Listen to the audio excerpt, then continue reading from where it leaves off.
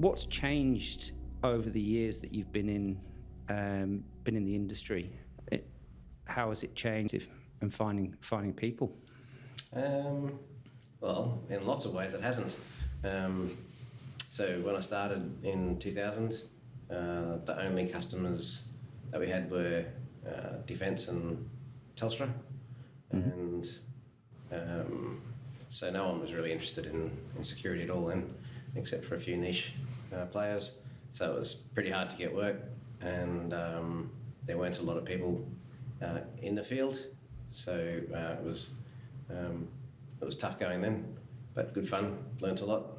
Nowadays, everyone's a cyber, and there's lots of people in the field, and the market's inundated with competitors, and the demand for new recruits is very high.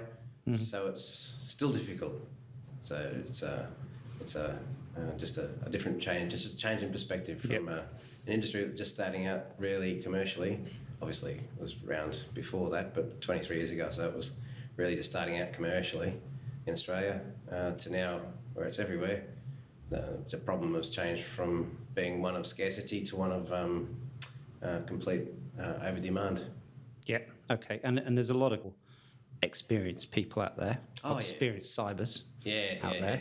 But what we were going to talk about today is those people who are looking to break into information security or cybersecurity. So we're talking about, potentially career changers, graduates, or entry-level people who are looking for that first break, and they might have an interest in cybersecurity, information security. They might see the media every day. There's a new story about it.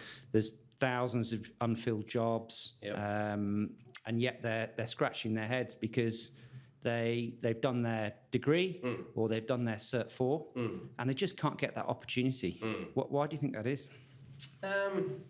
Perhaps I've interviewed people that have worked for really big businesses that are, multinational in nature, and those businesses don't offer their new staff training, or if they do offer the training, that people have got to do the training in their own time, and sometimes they've even got to pay for it themselves.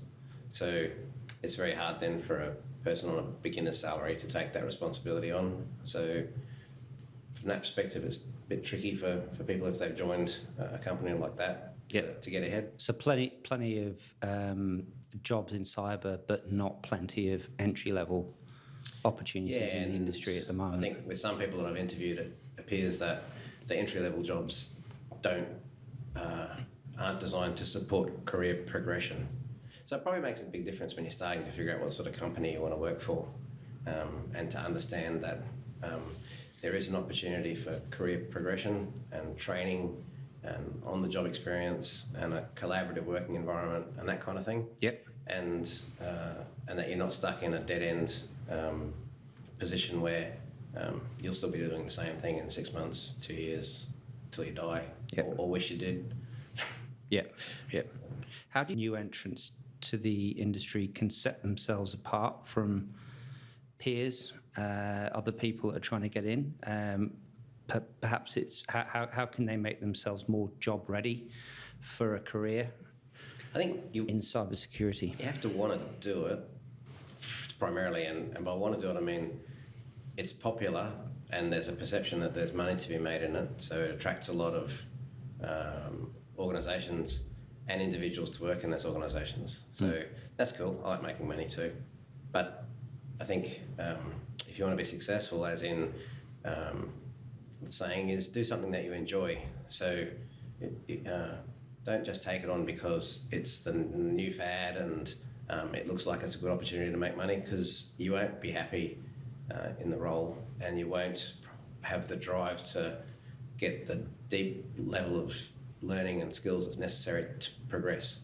So make that choice early on. There's lots of ways to make money and you've got a passion for it. That's really the first step. So you interview some people and you say, why are you looking for this job? What makes you want to work here and take on this role?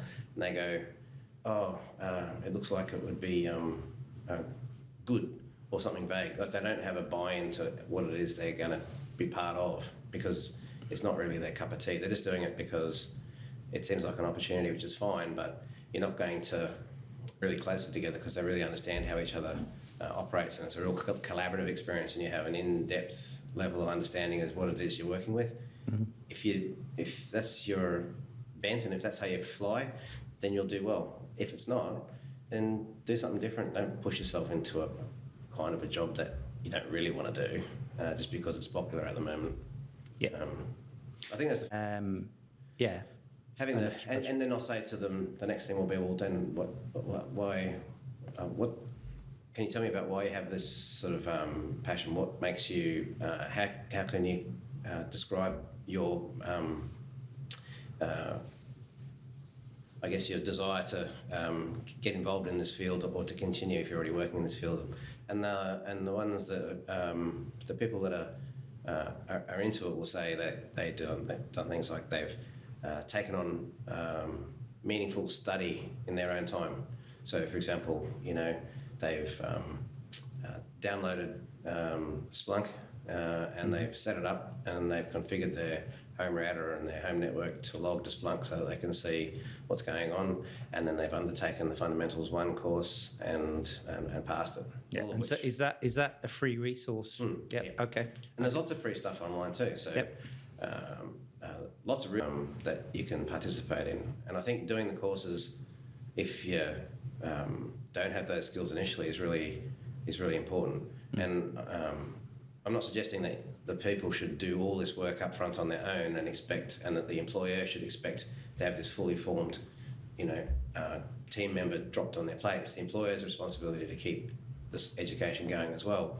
But from an employer meeting the person for the first time, you have to quickly, in half an hour or 40 minutes, try to discover if this person that you're talking to is actually really interested in cyber and wants to be part of it, or if it's just something that they're having a shot at. Yeah, and it'll set them apart from the other people they're competing against that might have just done the Cert 4 or the degree and aren't doing anything in their own free time to upskill further. And so just to dig more into that, Tim, because I know you've given a lot of advice in the past to entry people. You have. For what it's worth.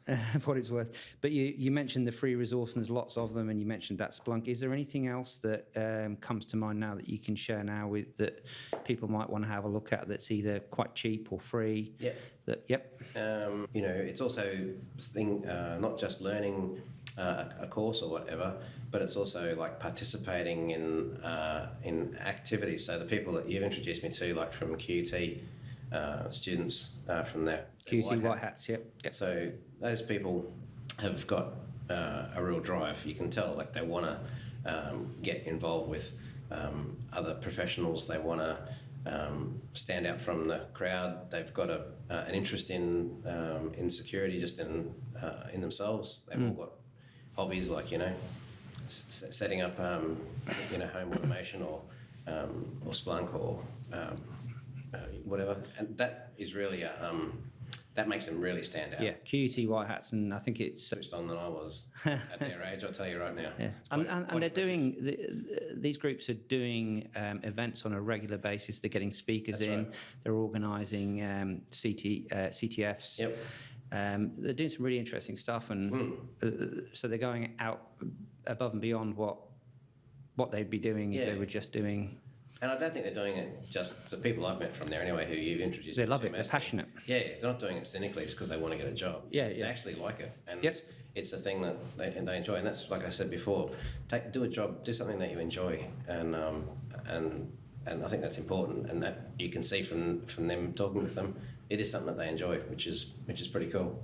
And they're a scary bunch. They're very smart. The other thing to mention as well, there is other things outside of the universities like SEC Talks, which is a monthly meetup in Brisbane, and I think other cities as well.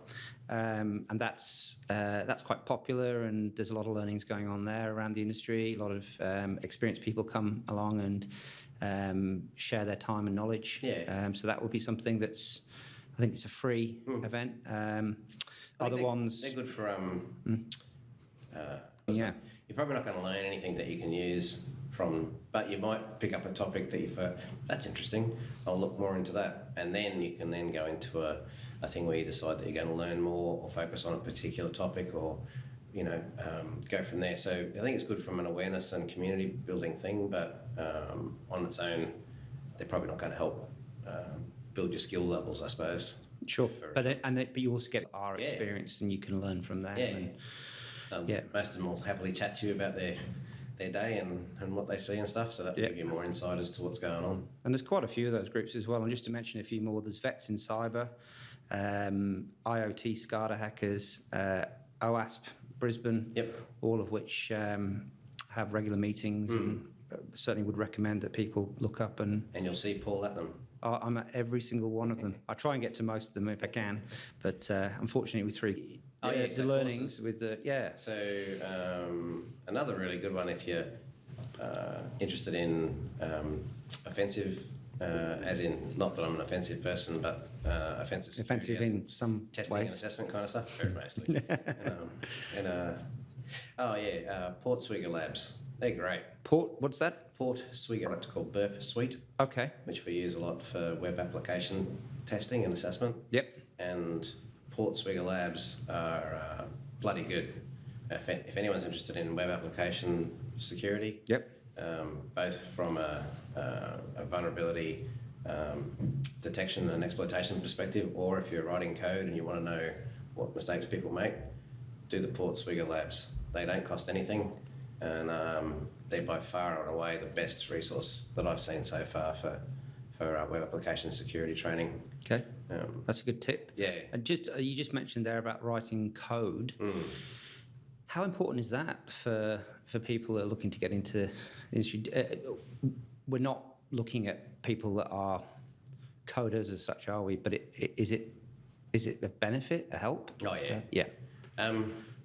And what kind of? Mostly Python. If you can find someone that can write, C code or something similar, C#, then you're probably onto a bit of a golden nugget there, because if someone understands how to write programs properly, then they know how to break programs properly. They've got an insight into what a programmer does, and so that means that they're better positioned to be able to understand the mistakes that a programmer will do.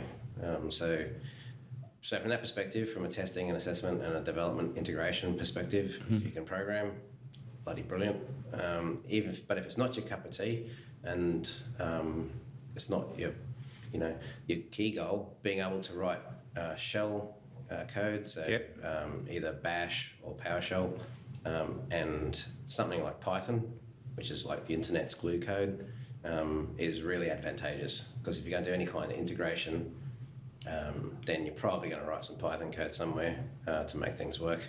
Or you're going to write shell, or you're going to write something like, I don't know, Splunk query language or something, which is basically shell code. So being able to do that's going to make a big difference to your ability to actually get stuff done. Yeah, okay. So that's useful to have. And does it lend itself well to certain roles, job types in? No, everything. Everything. Okay. Yeah. Okay. So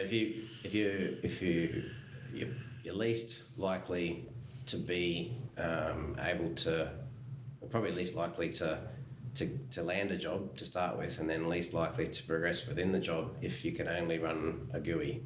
If that's all you can do, and you're not really sure of how to use the results that the GUI is showing, or how to extract the results, or how to use an API from the tool that you're using to sequence together a number of tools, for example, then you're quite limited. So being able to write some kind of either shell scripting code, like I said, Bash or PowerShell, or being able to use Python or something to be able to extend to the functionality of whatever those tools are you're using, that's gold. If you can do that, it's really good. And there's plenty of cybrary courses and stuff on learning Python, which I don't think cost anything, or just about nothing anyway. Okay.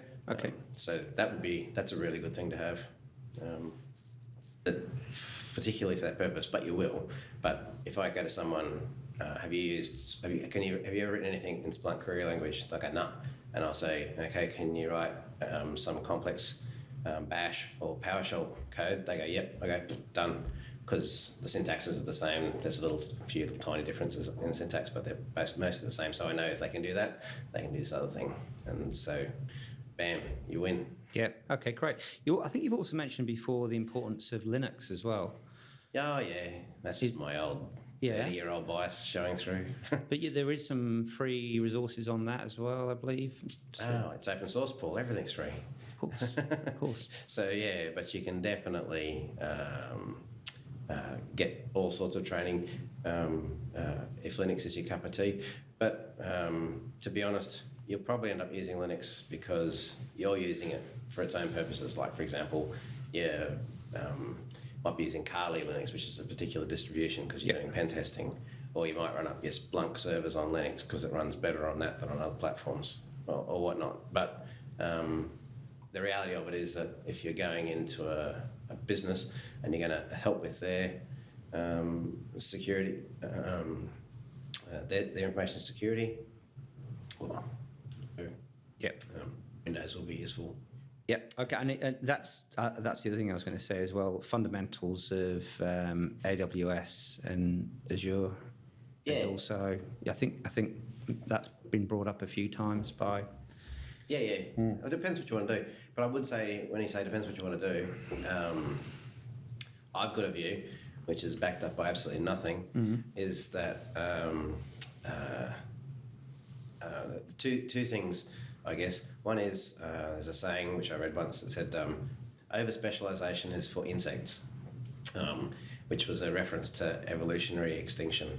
And I think if you can only do one thing, then your eggs are all in that one basket. So people who say to me, I just want to be a pen tester, or I just want to do AWS or whatever. Okay. And if there's a job going for that role, then they can have it. But from a career perspective, and looking at the fact that these people are going to be working for 20 or 30 years probably, I don't know if you should limit yourself that much, because the best security people have got a specialisation for sure. So they might really like pen testing and that's their preferred job, for example. But the best ones will understand how to collaborate with the SIEM operators as part of a purple teaming exercise, and how to devise searches to detect the kind of attacks that they attempt to use when they're doing their pen testing. And they'll also understand things like control frameworks, so they'll understand where pen testing and SIEM fit into an organisation's security strategy, and they'll also understand stuff that's almost seemingly irrelevant but not, like, for example, organisational structures, GRC, insurance, a whole range of other things. Those people with an holistic knowledge of the field, they're rare as hen's teeth and total gold, because they know where they know what they like to do and they're good at it, and they know where it fits into the entire picture. And so they're that level of I guess you'd call it wisdom, I suppose, is priceless. That's, I reckon, what you want to aim for. Don't try to just be one thing. And that probably leads to the second point, which is that with all the hype about AI at the moment, a lot of it's, just rubbish. But I think, guarantee one thing, I think there's going to be a lot of people, a lot fewer people in information security in 5 years' time than there is today, because the rest of us are not going to be needed unless we can work with those tools and be better than them, or learn how to improve our own skills with the assistance of those AIs. That we're just not going to be, we're going to be superfluous access to requirements. And I think that's something worth keeping very much in mind. 5 years, you reckon? 2 to 5, yeah. Wow. We'll all be out of a job. Mate, that's why I'm planning on getting really old really quick. Oh, look, I'm already doing that. So, I think, we use a lot already, and it's only in its infancy. So I think be aware of that when you decide what goes back to the first point, specialisation. You do not want to be so specialised in a topic that an AI could conceivably do.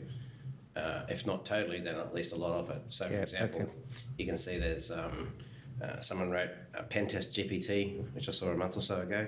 You can see it's on GitHub, and with the help of GPT doing prompting, they were running the various tools on Kali Linux to do one of the Hack the Box challenges.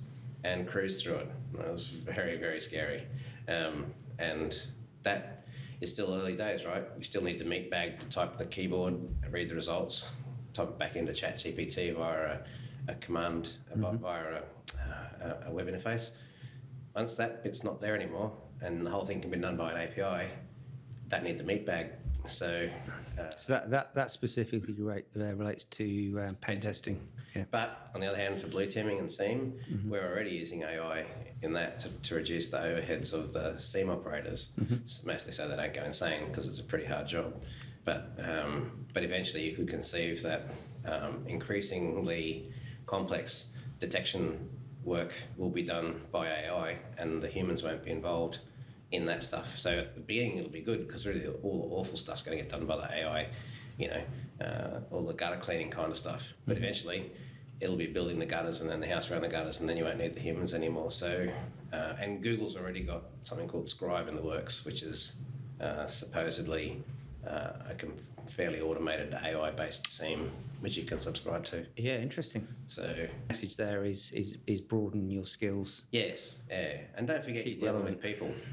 So all my job ads say, be something along the lines of be prepared to honestly participate as a caring and professional individual amongst a group of other caring and professional individuals. Yeah, well, actually, I was going to ask you about that because we've talked a lot about the technical skills. It was the softer skills, and what your view is on that, and what are the... It's mission critical. Yeah, mission critical, okay. I mean, at the end of the day, I mean, you can find jobs where it's not, and then some people, there are a few people that really don't really like the human interaction side of things at all. Yep. But for most people, they're going to be part of a team, and part of a team means being able to, be considerate, be empathic, be collaborative, be supportive, don't be arrogant, just don't be a general shit, and that sort of stuff. So I think that's a really key factor, and especially if you're coming into I think if you're going into a galactic company, maybe it's less of an issue. I don't know.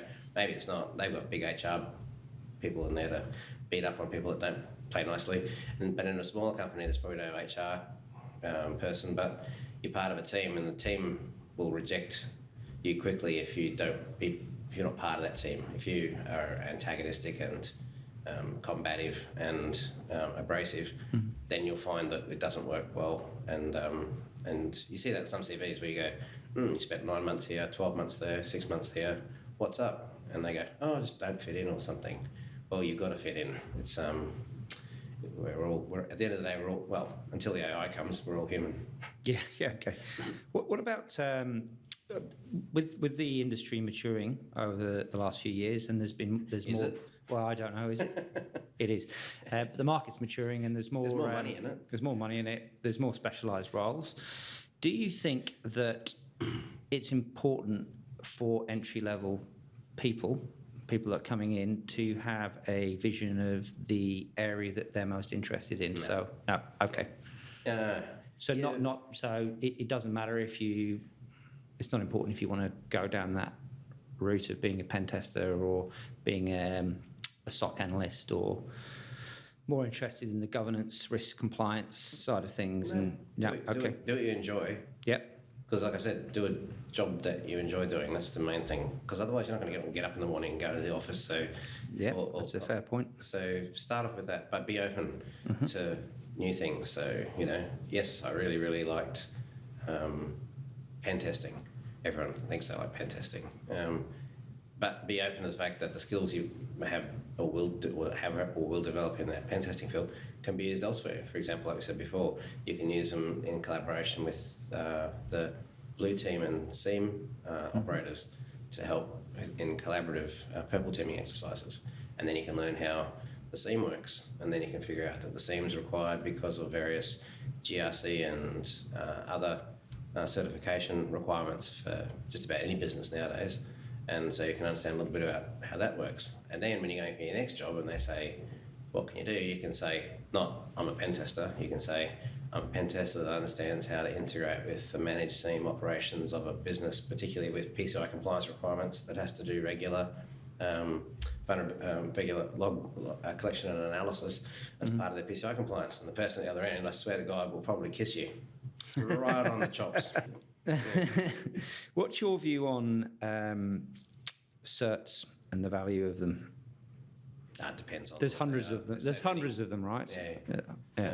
It depends on what they are. You see a profile come across your desk and maybe the same experience or junior, and one of them's got more certs than the other. Is that a depends what they are factor? Okay. So can you elaborate on that a bit? I won't say the ones that I don't think have much value because I'll get sued for libel or slander or both. Which ones do you think are most of value? Useful. Could a significant requirement for practical have a significant practical component is required to obtain those certificates. So, for example, the Portswigger stuff, I think the certification for that costs like $200 or something. Yeah. It doesn't cost anything. But if you've got that, that's another kiss for you, because the level of practical application of your skills in order to be able to achieve that almost costs nothing certificate is immense. Those Portswigger labs, as I mentioned, are brilliant. So, are you getting looked after by them a lot? Is the OSCP? Yeah, that's coming up a lot. Yeah, and it's well known for being extremely difficult to obtain. Yes. That certification. Yes. Offensive Security Certified Professional. Yep. Next one up, OSWE for web. Yeah. Yeah, they're good. But it seems that if you're able to, it's not for everyone, right? But if you're able to go down that avenue and get that, you do put yourself in a good position there to. Oh yeah, definitely. To secure a role. Anyone that has achieved those certificates obviously knows their stuff. Yeah. There's no way around it. So that's definitely the case. And there's a number of them that obviously require experience which aren't relevant for new entrants to the industry. Have you come across anybody that's been a job changer, so a career changer? Me. So someone that did another career, maybe in a different area of tech, or could be in risk or audit or something like that, and they've transitioned. Yeah. Many people at DotSec over the years. Okay. So I used to work in pubs. Do you know what the challenges of that might be? Yeah, it's really hard work. Yeah. You've got to study a lot and change aspects of your life and all the rest. I take it from a remuneration perspective as well. You're looking at a bit of a short-term cut in salary in order to then progress down the career that you want to go down in security. Oh, hell yeah. I think years ago, when I was doing my study after I dropped out of uni and worked in pubs in North Queensland for a while and then went back to uni, I think my wife and I and our 2 young kids lived for the whole year on $18,500. And, wow. So you take a bit of a financial hit. Yes. But it's all right. And you get through it. And then to get really good with leftovers. And but yeah, lots of other people at DotSec have done the same. There was a guy that used to do work at a retail place. There was a guy who is really, truly used to be a particle physicist. Really? And theoretical mathematician, yeah. Wow. There's a guy who was a musician. There's a lady who went on to be a doctor. There's all manner of careers. And we've seen the same. We've seen a lot of people successfully change careers, but they've all made sacrifices, and big sacrifices, for a period of time to be able to go down that route, the passion that they want to go down within security, which... Yeah. So it's doable. I think it's doable. Any major life change, not just career, involves some level of sacrifice, but you're doing it with a strategy in mind, and as long as you're careful, you come out better as a result. Yeah. But once again, make sure it's what you want to do. Yeah. Don't be doing it because you think you're going to get rich, but you really hate it, not really interested in it, because I think the chances are that it probably won't work out real well, and you might have been better doing something different or sticking with your old thing. But if it's what you want to do, because it is genuinely interesting to you and you can see yourself doing this for 20 years, go for it. Yeah. Okay. For popping in and sharing your wisdom Yes, with us today. And for anyone that's looking for an opportunity, reach out to Tim or myself and we'll see if we can help. Yeah. But thanks for your time, mate. I can say thanks to Paul, and not just blowing wind up his sails, but there's a lot of recruiters out there and very few of them have a good understanding of InfoSec, and Paul's crew does.